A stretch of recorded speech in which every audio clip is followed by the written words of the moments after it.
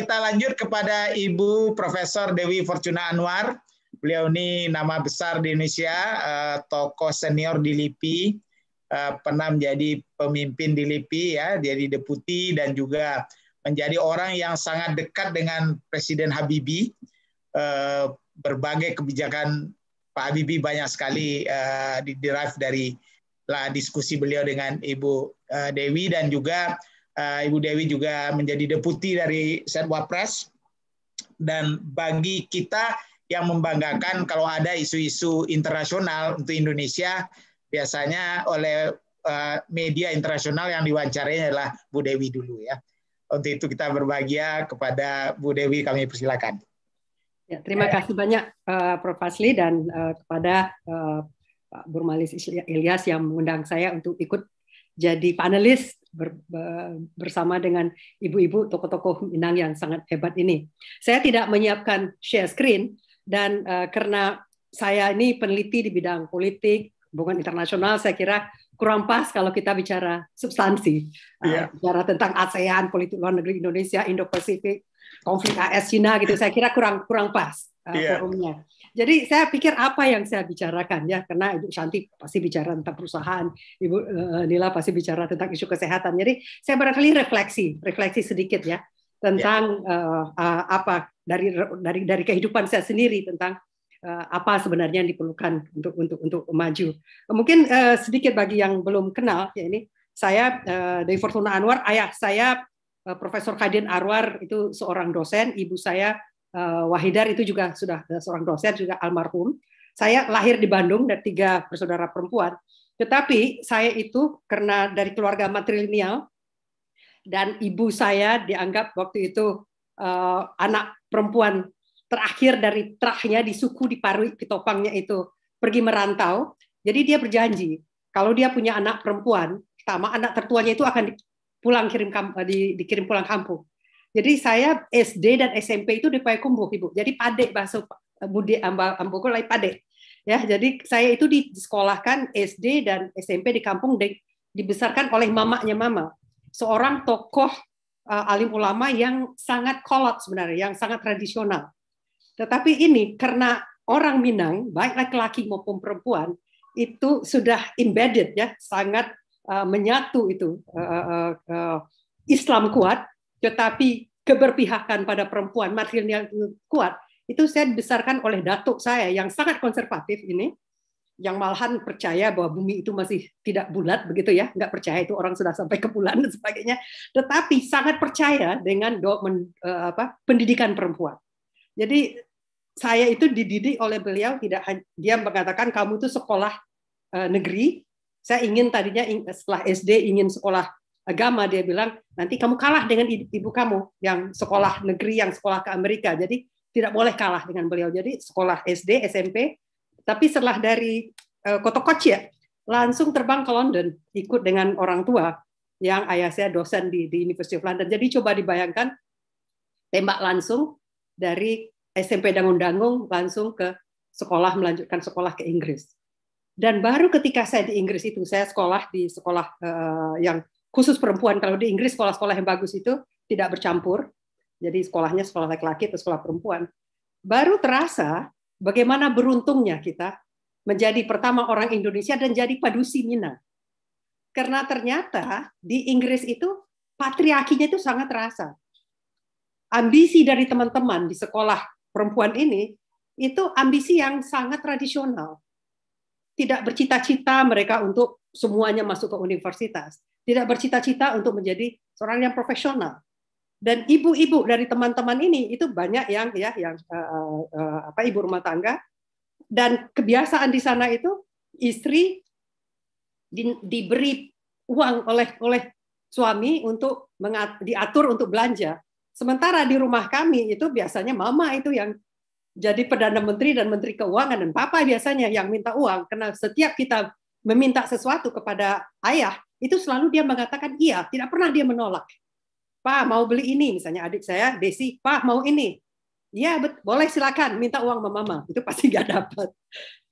Saya mau apa gitu, selalu. Jadi peranan dari ibu, peranan dari perempuan itu terasa sekali, dan baru kita terasa. bahwa memang Sumatera Barat itu berbeda. Karena saya pernah tinggal di Sumatera Barat dan terbiasa dengan ini female centric society. Saya tadinya menganggap bahwa masyarakat luar juga begitu. Ternyata tidak. Kita memang satu keunikan yang luar biasa. Nah, jadi kalau saya melihat dari bagaimana keberhasilan seseorang dan khususnya dari orang dari Minang ini, paling kurang saya melihat itu ada, kalau dari pengalaman saya sendiri ada 5 hal. Pertama itu kesempatan, kedua itu kemampuan, ketiga itu kemauan, keempat itu adalah adanya tokoh panutan, dan last but not least, dukungan keluarga.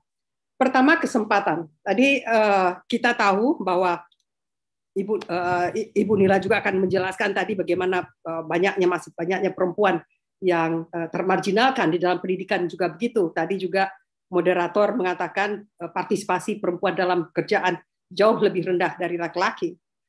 Masalah kesempatan ini sebenarnya untuk negara kita sebagai negara yang baru merdeka, dari segi struktural itu tidak ada perbedaan. Tidak ada undang-undang di Indonesia yang diskriminatif terhadap perempuan.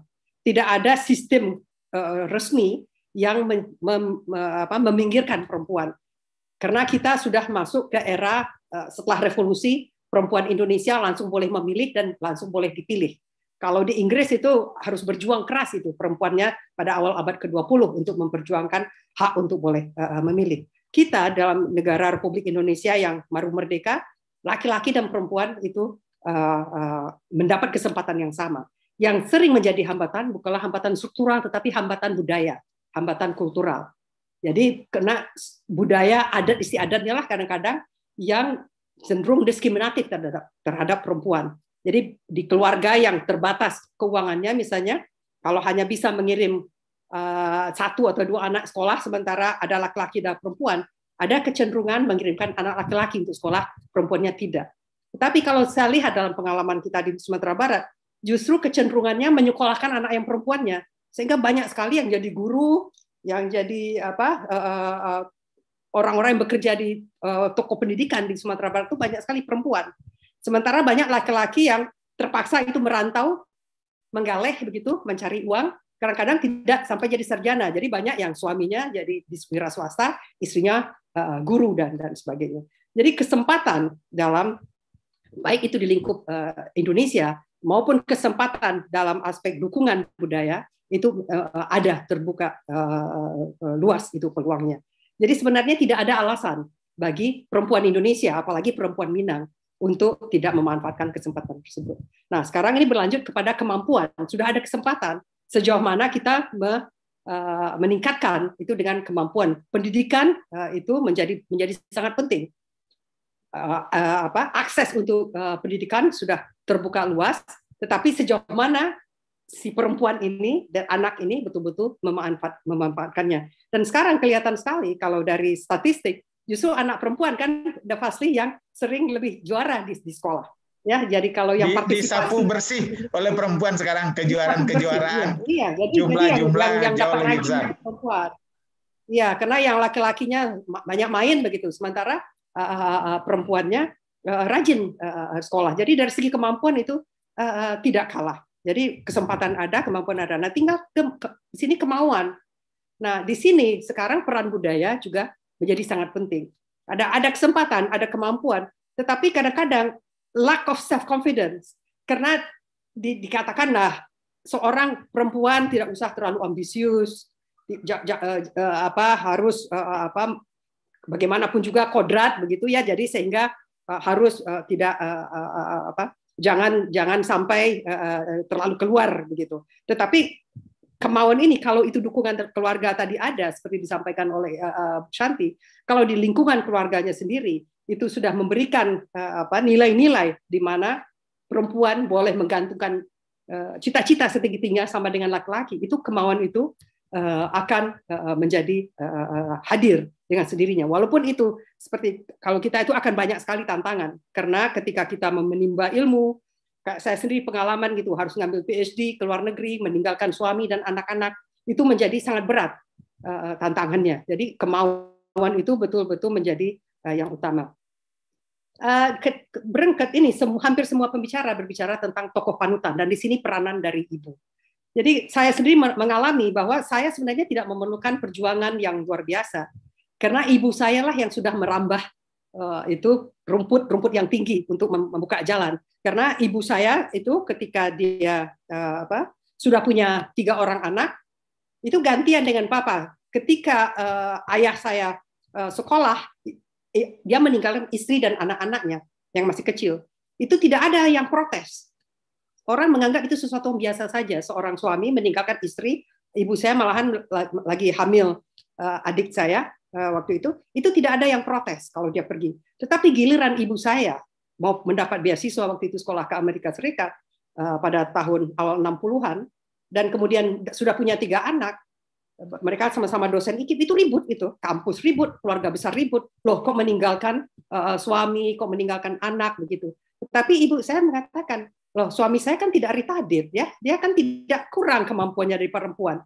Masa dianggap dia tidak mampu mengurus anaknya? Kita yang perempuan yang hamil aja ditinggal bisa. Masa laki-laki yang sehat tidak bisa begitu? Dan itu tokoh panutan ini akhirnya menjadi sangat penting. Karena dengan argumen yang logis itu, masa dianggap laki-lakinya kurang berdaya begitu untuk mengurusi diri sendiri dan anak-anaknya.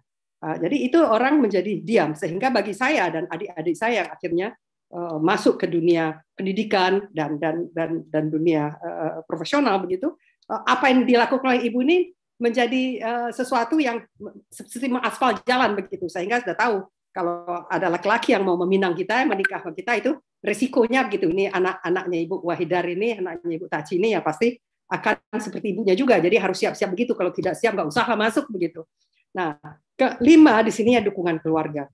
Ini yang menjadi kunci sekali karena bukan dukungan keluarga besar tadi sudah sangat penting di dalam membina, membesarkan seorang anak, memberikan nilai-nilai. Tetapi ketika kita menikah, ini partner itu tadi, seperti yang dikatakan oleh Ibu Shanti tadi. Karena apalagi kita saling mencintai, kemudian punya anak, ada kalau seandainya tidak didukung oleh suami, saya mengambil PhD ke luar negeri, pergi sendiri, sudah punya anak begitu. Ini tidak semua budaya bisa menerima. Di Indonesia sekarang sudah semakin banyak. Tetapi ketika saya pergi ke Australia misalnya, banyak yang bertanya-tanya waktu itu, loh, sudah punya suami, punya anak, kenapa ditinggalkan? Nah, ini sesuatu yang tidak mudah, dan dukungan keluarga ini dan saling percaya ini menjadi sangat penting. Jadi behind every great man there is a great woman, tapi there is no great woman without a great man. Ya, di dalam hal ini saya kira dukungan keluarga, terutama yang keluarga inti ini menjadi penting sekali. Jadi Pak Fasli, saya tidak ingin terlalu berpanjang lebar di dalam hal ini. Saya sangat bangga menjadi seorang perempuan Indonesia dan terutama menjadi seorang perempuan Minang. Dan itu tadi, yang paling penting itu saya kira attitude kita dari dalam itu. Kita tidak pernah diajar untuk tidak percaya diri. Jadi ini saya kira yang kita take for granted kadang-kadang. Karena tidak ada doubt ya bahwa perempuan dan laki-laki itu harus berperan sama. Jadi tidak ada pembagian pekerjaan di rumah, itu tidak ada. Kita mencuci piring lah, kalau kita tidak ada pembantu ya, kalau enggak itu semuanya harus turun tangan. Tidak ada, malahan kalau di keluarga kami ya, saya terus terang di sini terbuka, tidak terlalu pandai memasak, tapi saya katakan di rumah makan Minang itu nggak ada perempuan yang masak kan semuanya laki-laki di situ. Jadi ini bukan sesuatu yang aneh. Itu lebih pintar gitu suami saya yang memasak daripada saya. Tapi itu tadi gender stereotyping ya, bahwa ini hanya pekerjaan laki-laki, ini hanya pekerjaan perempuan. Ibu saya itu selalu lebih pintar mengurus mobil daripada almarhum ayah saya. Jadi tidak ada iko krojo jantan, iko krojo padusi gitu. Bagi kita itu tidak terlalu penting, sehingga saya kira bagi keluarga sekarang yang modern ini mengadopsi sebenarnya yang sudah terjadi di dalam keluarga kita yang semi tradisional dan semi modern ini. Dan terakhir saya kira itu tadi, tidak boleh itu ketinggalan dari budaya. Saya agak prihatin kadang-kadang melihat merantau hanya sampai ke Jawa atau sampai ke Pekanbaru, tapi sudah nggak ngerti budaya Minangnya begitu. Saya bilang kalau kita mau belajar budaya Amerika, budaya Perancis, bahasanya itu tanggung jawab dari orang-orang Minang sendiri untuk mengajari anak-anaknya. Jadi tentang adat istiadat, tentang kebanggaan terhadap matrilineal itu tanggung jawab daripada orang-orang tua yang di perantauan juga. Jadi jangan sampai bangga untuk mengatakan anak saya nggak ngerti kampung halaman. Kenapa kita harus bangga, kita tidak mengerti dengan kampung halaman kita sendiri? Jadi anggap aja itu sesuatu yang memang bagian dari hidup kita dan itu adalah unik. Jadi saya terus terang mulai mengapresiasi dan belajar antropologi tentang di Sumatera Barat ini waktu kuliah di London, dan ternyata tulisan-tulisan tentang budaya Minang ini banyak ditulis oleh orang asing, tidak terlalu banyak yang ditulis oleh orang Minang sendiri. Jadi apresiasi ini kadang-kadang kita harus lihat dari mata orang luar juga. Jadi saya kira kita tetap hidupkan budaya kita ini, dan tetapi itu selalu beradaptasi dengan modernitas. Jadi justru belakangan saya justru agak prihatin kadang-kadang orang kehilangan kebanggaan terhadap budaya sendiri, dan ini justru akan membuat kita tidak berakar panjang. Nah, orang ibu saya selalu mengatakan ya, pohon yang akan tumbuh tinggi itu adalah yang akarnya dalam. Jadi untuk bisa melanglang buana ke luar negeri, untuk nyaman tinggal di luar negeri tanpa kehilangan budaya, saya kira kita tetap harus mengakar di dalam budaya kita sendiri sehingga kita merasa yakin untuk tidak begitu saja larut di dalam pengaruh luar yang semuanya belum tentu cocok dengan kita. Tapi itu tadi kita dengan confident bisa mengadopsi apa yang kita terbaik untuk kita. Demikian Pak Wasli dari saya. Terima kasih. Baik, terima kasih banyak Profesor Dewi. Saya saksi hidup bagaimana Bu Idar ini Wahidar ya, membesarkan 3 orang perempuan luar biasa ya. Ibu Dewi Fortuna Anwar yang pertama, Ibu Danti Anwar, dia deputi berapa kali, dan menjadi sekjen di Kementerian Pemberdayaan Perempuan, juga pejuang perempuan. Dan yang paling kecil, Desi Anwar ya. Inilah 3 Anwar yang lahir dari tangan seorang Ibu Wahidar dengan ayah yang sangat lembut ya, Profesor Kaidir Anwar. Terima kasih Bu Dewi. Nanti silakan teman-teman yang ingin tahu lebih banyak ini ya trik-triknya dengan Bu Dewi, ikut memilih kelompok di mana Bu Dewi nanti.